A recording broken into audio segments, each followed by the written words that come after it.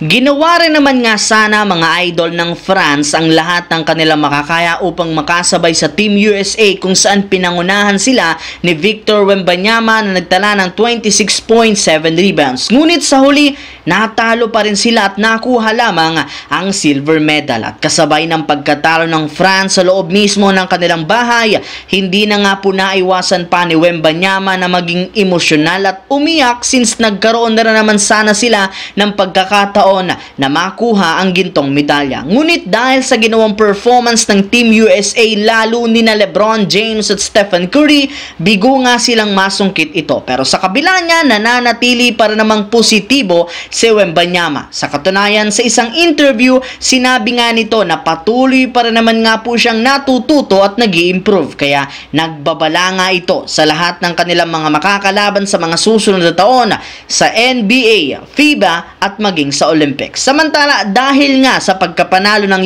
USA, na-extend nga po nila sa pagiging dominante ang kanilang bansa sa Olympics sa pagkakakuha nila dito ng panlimang sunod na gintong medalya. Yes mga idol, simula noong 2008 Beijing Olympics, sila na dito ang naghahari. At katulad ng nagdaan nilang kampanya, ipinakita nga ulit dito ng Team USA kung gaano sila kalakas sa pagiging undefeated. 11-0 na record sa lahat ng kanilang mga laro simula exhibition game, group stage at knockout round. At isa sa mga malalaro ng USA na naging consistent sa lahat, walang iba kundi si LeBron James na meron nga po ngayong gamit na Lucky Charm. Ito nga walang iba kundi ang kanyang suot na bagong sapatos na tinatawag na LeBron 22 na nag-debut ngayong Olympics. Yes mga idol, ito na nga ang pang-22 bersyon ng kanyang signature shoes na kanyang gagamitin sa kanyang ika-22nd season sa NBA. Iyan rin naman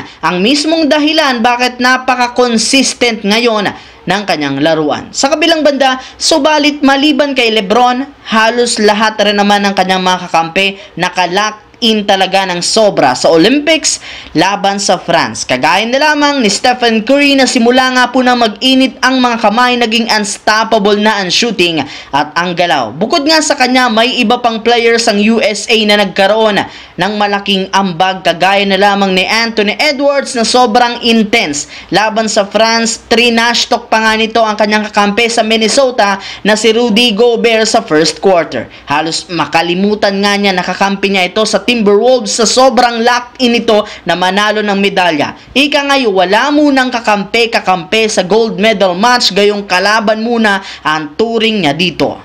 So yun lamang mga idol ang ating bagong video na ating pinag-usapan ngayon dito. Once again, this is your J-Zone TV. Huwag kalimutang mag-like, mag-subscribe, pindutin ang notification bell sa akin channel para lagi kayo maging updated sa mga videos na pinapalabas ko. Isang malaking shoutout sa lahat mga idol. Maraming salamat po.